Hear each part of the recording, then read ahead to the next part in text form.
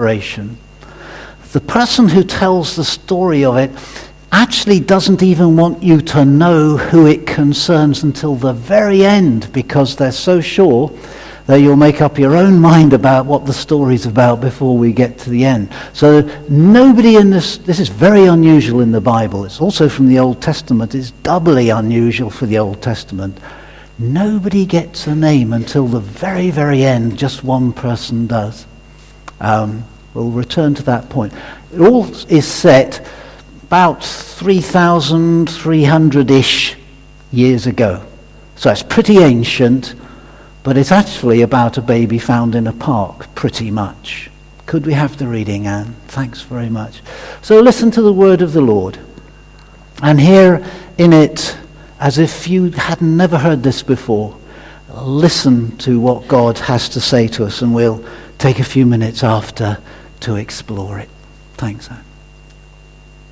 Exodus chapter 2, beginning at verse 1. Now a man in the house of Levi married a Levite woman, and she became pregnant and gave birth to a son. When she saw that he was a fine child, she hid him for 3 months.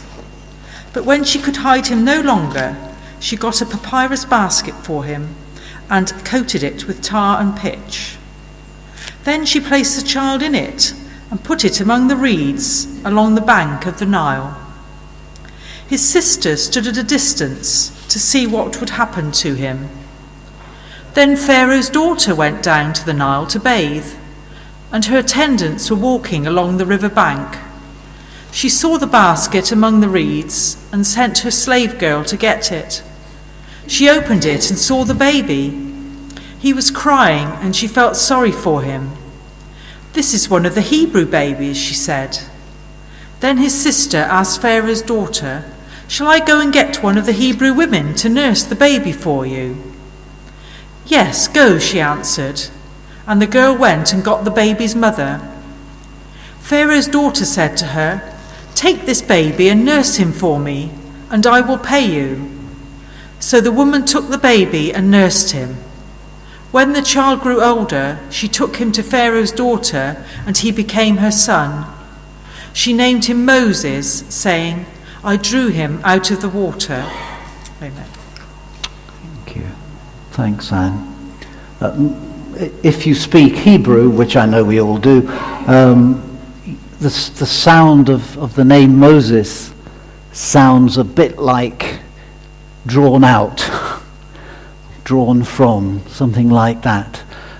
So it kind of misses us, that last bit. He's called him Moses because I drew him out of the water. Well, it's a sort of pun, as so many Hebrew names in the scriptures are, and so on. Let's set the scene a bit for this particular thing. Who's that? Tutankhamun. Yes? Many of us will recognize his... That's an unmistakable look, isn't it? You know, you'd notice that guy walking down the street, wouldn't you? Come on. Yeah, so he was one of the great kings of Egypt from roughly this era that our story is set in. He's actually a couple of hundred years earlier, but also, because the dates are all a little uncertain.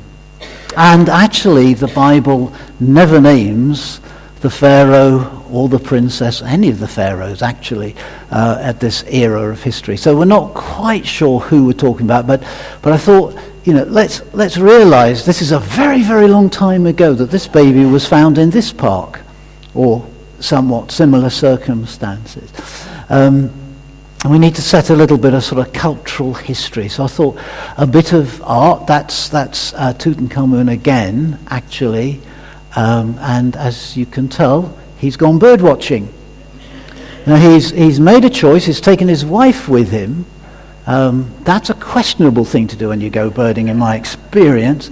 And he's told her, "It's all right, dear. You don't need to wear anything." Pretty much, because he's not really. If you look a bit closer than perhaps you're looking. But anyway, so he's gone bird watching, and it's nice to know that this is a long-established practice. And I wanted to share these little bits of art with you to sort of try and get us out of the children's Bible storybook stuff that's lodged deep in our minds. Oh, or sort of Hollywood versions of Moses, etc. And just stick with God's word, just what's written there and so forth. So that's what I'm going to urge us to do. You probably know the background that that the Hebrew people had years and years, generations before, been economic migrants. They were threatened with starvation, and they'd left their own country and gone to Egypt for help, and received it. But as the years rolled by, their contribution to the economy, which had actually saved the entire country from starvation some years before, their contribution to the economy was forgotten. And history just rolled on. People didn't learn its lessons, etc. And there grew among the Egyptians, the powerful people, who was our country, these Hebrews, they're getting too many of them.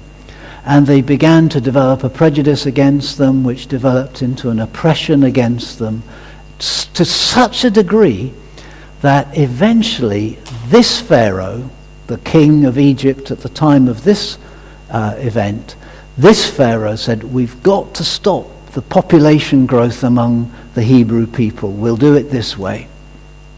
And he instructed those in charge of midwifery among the Hebrews, when a male child is born, until I tell you to stop this, when a male child is born, you throw him into the River Nile.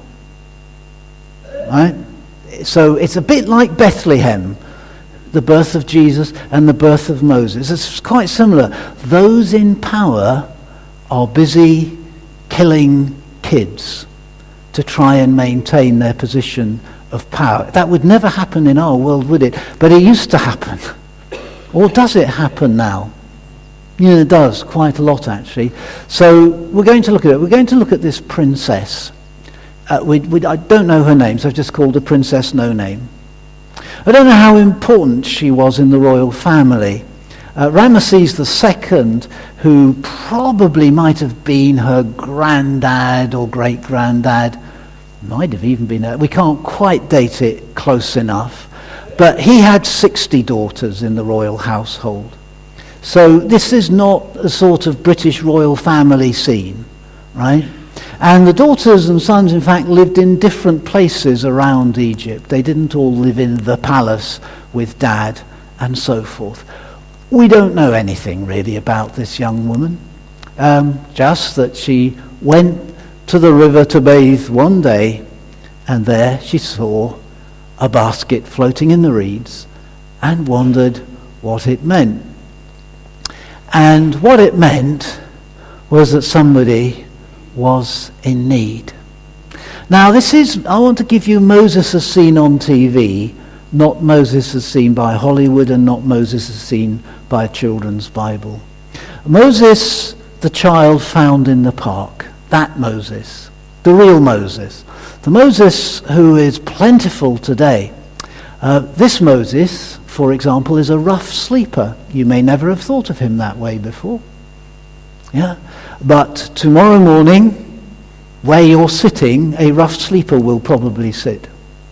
They'll come here for the help that they need towards housing, towards being fed for the day, towards clothing. They might get a shower, whatever. Because some folk don't have a roof over their head or are about to become homeless or whatever. Yeah? Moses was a rough sleeper. He didn't have a home. He's just a child. He's 3 months old, actually, around this time. And he's not sleeping in a bed or whatever. Mum has done her very best for him. But he's still floating around in the River Nile, in the reeds. If a big boat comes by or the current strengthens, there's a change in the wind, then that's going to carry his little bed out into the current and down into the sea. He's just bobbing around there as a rough sleeper. He is one of the threatening immigrants, one of those economic migrants who can scare the president of the most powerful nation on earth at our time, who tells his people These are rapists, drug peddlers, terrorists, and we must build a wall to keep them out. And I look on my television screen or on my computer screen and I look at these kids and I think, I don't think they're rapists. I don't think they're terrorists. I think they're children. And I think that adults are messing up their world. I think that adults are supposed to make the world safe for children to grow up in. But what we actually do, folks, is we make it incredibly dangerous to be a child. Moses is a rough sleeper. He's one of the threatening migrants that we have to be so scared of because they're going to, what are they going to do? Oh, not scary at all. They're just desperate and they need help. Moses is the casualty of a conflict between two groups of people, the very powerful Egyptians, at the time the most powerful country on planet Earth. At the time, the superpower, had the biggest army, had the biggest economy, made the rules for others, etc. And the Hebrew people who have become enslaved and who are powerless. There's no open conflict as such, at least not at the moment, because the Hebrews don't have the means to even, to do anything really by way of conflict. They've been rendered utterly powerless. But Moses is that child who you might see from Yemen or from Syria or from wherever, who's a casualty of how the adults are running the world. Moses is bobbing about in the reeds, and maybe somebody will find him, and maybe he'll just die there. This little baby in our passage from Scripture, God's Word today, is suffering what we would call child neglect, unquestionably. This is a child who's receiving no protection, nobody checking whether he needs his nappy changed, nobody checking whether he's too cold, too hot, dehydrated, hungry, nobody to wash him, nobody to reassure him if he gets scared. He is totally a neglected child. Not because his mum's a bad mum or his dad's a bad dad. These are good parents. But, boy, they're up against it. This Moses is actually the victim of government policy. It has been decreed that children who are male and Hebrew will be thrown into the Nile. So there he is, in that situation because of government policy. He's in the powerlessness, as his family is, that poverty brings. Poverty takes away your power, and if you have power taken away from you, you usually end up poor. Poverty and powerlessness go together. This is a slave family. This is a family who it makes no difference how hard they work, how many jobs they get. There is no hope ever of them breaking out unless the world is changed by some extraordinary work of God or something. For that, we'd need to read on. This Moses, as seen on TV, is the victim of racism. Why is he in this poverty? Why are his people oppressed? Why do they get all the bad jobs? Why is he where he's at? The answer is, well, he belongs to the wrong ethnic group. He's not the ethnic group in power. He's another ethnic group.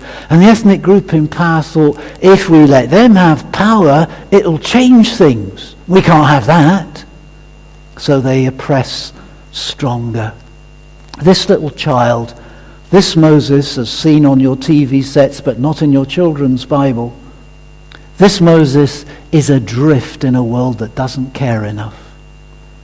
This Moses is quite literally adrift. Anything could happen to carry him away down to the sea and into the Mediterranean, where today little children, all ages of babies and all ages of child, are adrift in rubber dinghies, overloaded boats, trying to be taken to a better life, but in immediate danger of hypothermia, drowning, or something else.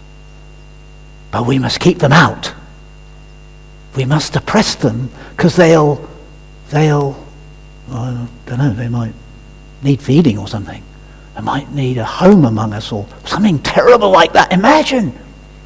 So today's Moses might be found crossing the English Channel, a baby in a rubber dinghy who we'll arrest. This baby is a citizen of planet Earth in every age, including our own. God's word is opening up our eyes. Doesn't even want to tell us yet what this baby's future is. How this baby will serve God. How this baby will deliver a nation. How this baby will change actually the history of the planet. How this baby will lead ultimately into Jesus.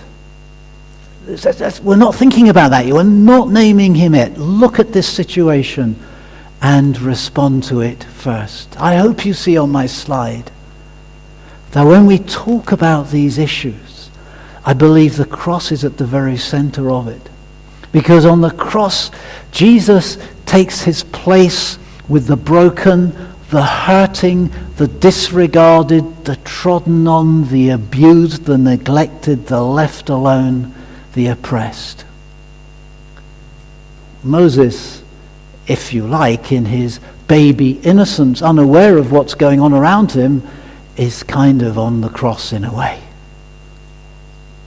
And the cross of Jesus tells us that God cares for those who are in need of his help. And God has a compassion that he's willing to cost and pay that price. This Moses that we're looking at today does nothing at all except be a baby. He's completely passive. Doesn't deliver anybody. Nothing special happens because he says something or waves his staff or anything like that. This Moses at this point 3 months old, and the text leaves him utterly passive. He has no actions to take. So what's actually happening and who is acting? Because I'm always interested in knowing, well, where's the action here and who's doing the acting? Well, there's 3 women who are most critical. There's a dad as well, but there's 3 women, and they're the most critical. The first of them is this mother. We don't know her name yet, although later the Bible will tell us the mother's name. But right now it doesn't want to. It wants us just to see this mother not as the mother of Moses, the important person in the Old Testament. Wants us to see a family in the midst of tragedy. Wants us to see a mum whose heart is breaking, who's so desperate to save her child that her best option is to make him a little sort of floating cradle and abandon him in the river. That's the best option that she can find for her child. These mothers, these parents, because dad is involved, although he kind of is in the background, these parents are all over the world. They're in all the villages surrounding Bridgewater and in Bridgewater. Parents having to make hard choices sometimes to say, but what is best for this kid? Even if it's not best for me, even if it wrenches my heart, even if it puts me into grief, what are we going to do? Because we're up against circumstances we can't control, that we just don't have options. Desperate parents all over the world. One of the stories that Tony Campolo tells about this side of life that reached me because I was fresh back from Haiti when I heard him tell it. He said, we got onto the airstrip where we'd been in Haiti, and I was climbing on board this plane to fly back to the US, and this mother rushes up and tries to give me her child. Take him to the USA, she says. Give him a life, I can't. Don't know what will happen to him here. Please take my baby. And Tony talks about how he just set his face like flint. I can't, and I can't deal with the fact that I can't. I must just fly away to my safer country. That's all I can do now. And how that left him with an unresolved pain in his heart at having to fly away from the child in need. Very interesting to me is that this mum actually already has a child, a daughter. Again, we don't know her name yet. We know roughly her age. She's a child herself, possibly at most a teenager, but probably not even a teenager at this point. But I think she's very smart. She's a sharp kid. She's sent by mum to watch and check what happens. Well, you would, wouldn't you? What's going to happen to our child now? Well, send the older sister along. Tell her to hide nearby and just watch so that we'll know what happened to him. You can understand it.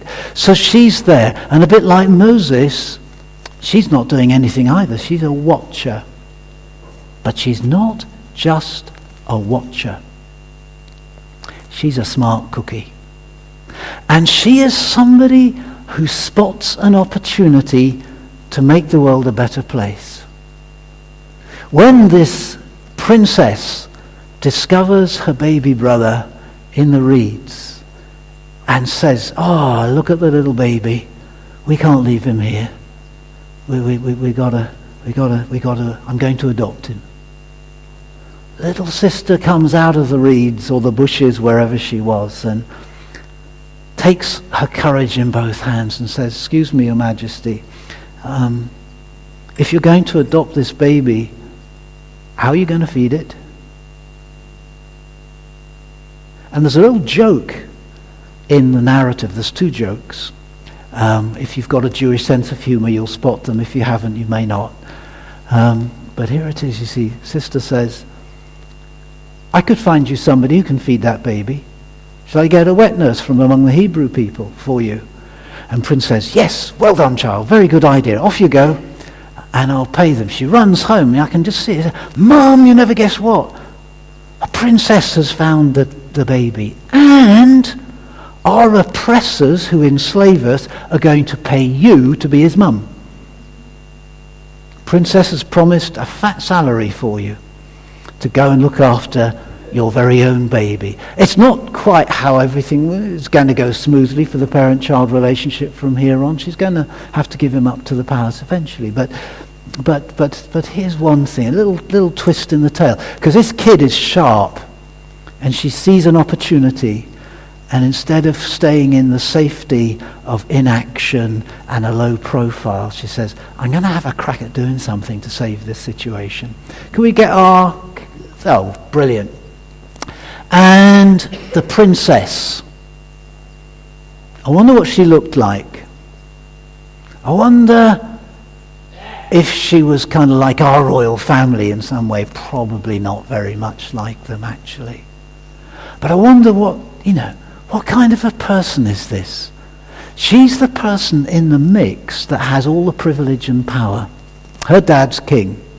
When he gives a law, he doesn't have to give it to Parliament to see if they agree. If he says, "You drown the Hebrew babies," then you drown the Hebrew babies. That's what you do. That's as simple as that. And she is one of the few people in the land who can go, "But not this one. This one I keep. This one I rescue." So she uses her privilege and her power. Where did that come from, by the way? Where does her wealth get generated? By the Hebrew slaves, obviously, isn't it? And by everybody who's poor. It's the same the world over. It's always the same. If somebody's got a huge amount of power and money, somebody else is paying for it. Right? Haven't they? Somebody else is paying for it. It doesn't just magic out of nowhere. Right? So those who have the privilege and the power have it because somebody else is paying for it. The Hebrews pay for it by their slavery. And she says, "But this child, I'm going to save him." Why? I'll tell you why I think it is. See if you agree. It's because she sees a person and not an issue for the first time. Yeah? She looks and she goes, "Crap, That's what we're doing. I can't leave this. That's what we're doing to these people. I can't walk away from this. I've never thought about it this way before, but this isn't a Hebrew baby. This is somebody who looks into my eyes. This is somebody I can know. This is a real person, not an issue on TV, not something that the government must solve. This is something I can do something about, and I must, because my heart tells me you can't walk away from this kid. I've been in that situation myself several times where I've had to decide whether I walk away from the child or not. It's really hard to know what to do sometimes. Sometimes I've walked away and I shouldn't have done, and sometimes I've not walked away, and that's always been the better plan. But here's the thing, is to understand that it's not government policy, it's people at the end of the policy. It's people. And there's a danger, and I don't know how she behaved, you see. I wish I knew. Did she go and find her dad and say, Dad, we're doing a wrong thing here. I've not seen it before. But now that I know somebody from the oppressed group, now that I've seen what it looks like, eyeball to eyeball, now I've seen a baby in that situation, I go, Dad, we cannot have this policy anymore. We have to set them free. It appears she didn't do that, or if she did that, Dad didn't listen. One of the two. Because the situation was not to change for another 40 years. So she didn't become a great success, but she did help one person who crossed her path, and well, that's something. But what we need to understand, guys, is you see, they're not Yemeni babies. They're people. And we help bomb them. Right? They're not Syrian babies. They're people. These are not Syrian parents with a Syrian problem of what to do for the safety of their kids. They're people. They feel as we feel, and so forth. You are sitting less than 500 yards where a friend of our church, Hassan from Syria, was attacked for being a Syrian refugee in our community.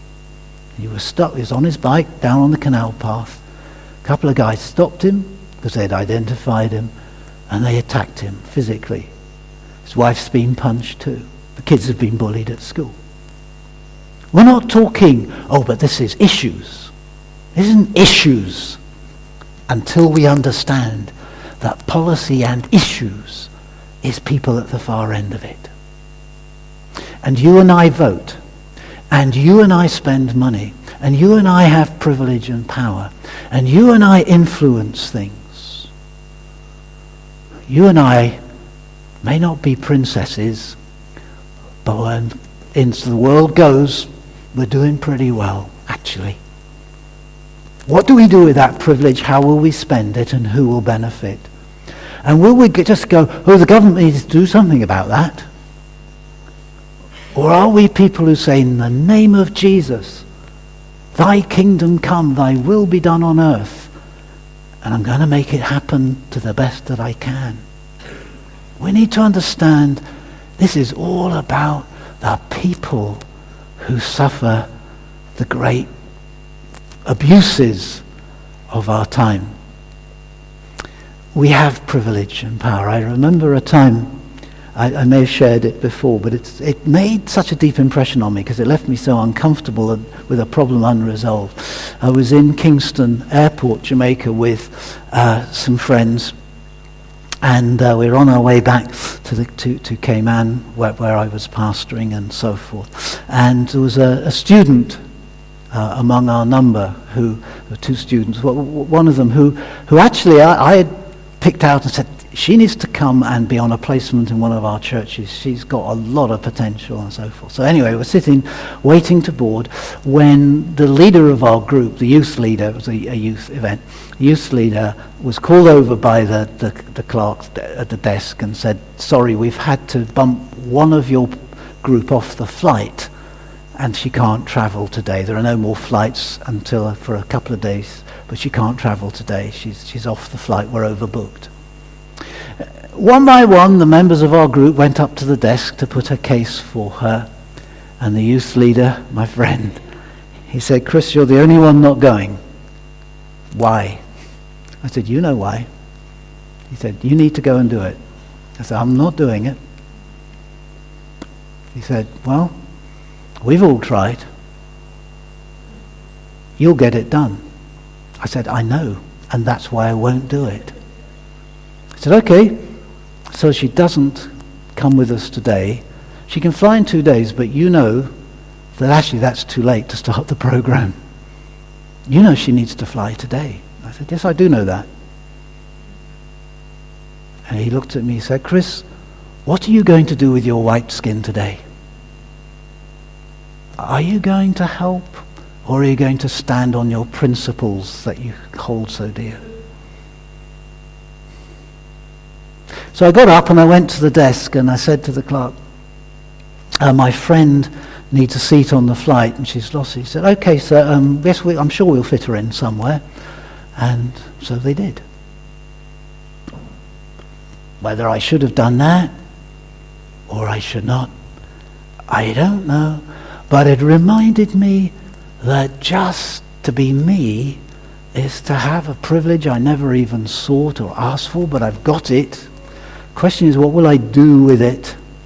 You've got money in your pocket. You've got a vote against your name. You've got the right to represent people to your MP. You've got the right to do things. You belong to a church that is committed to thy will be done on earth as it is in heaven.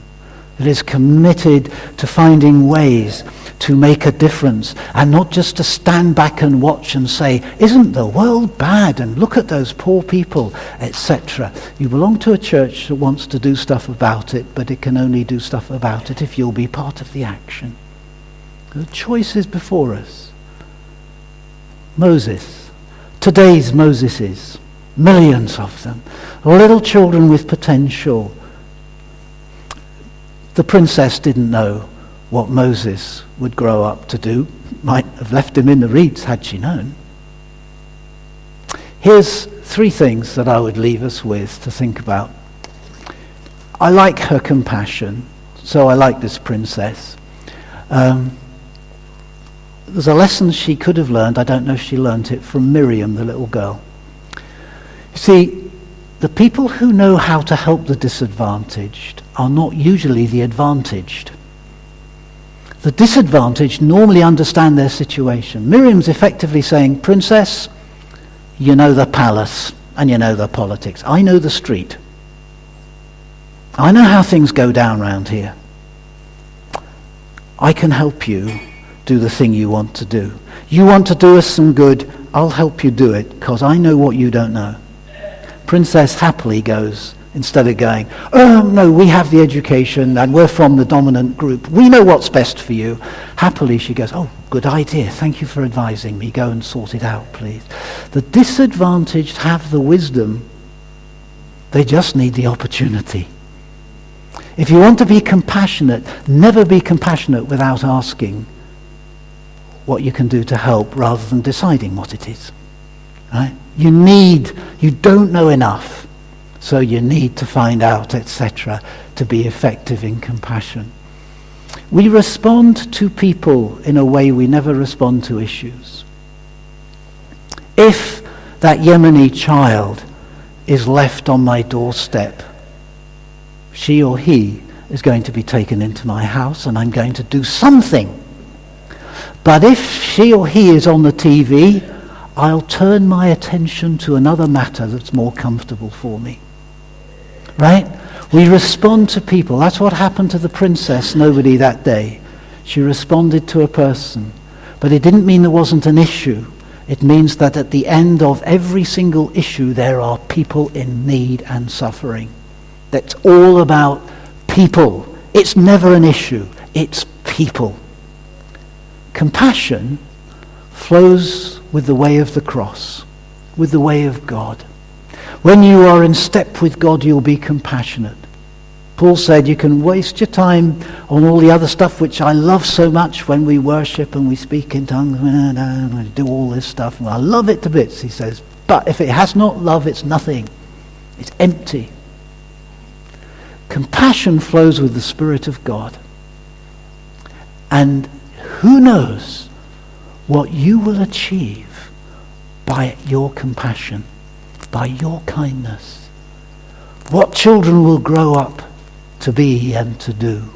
What people will find their potential and fly. And one of the things I love about our churches, our two churches, is that we are committed to helping people find their potential and for children to grow up and have wings, whatever their cultural background and wherever they are in the world.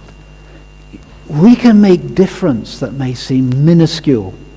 One day, one princess saved one child. That child saved a nation.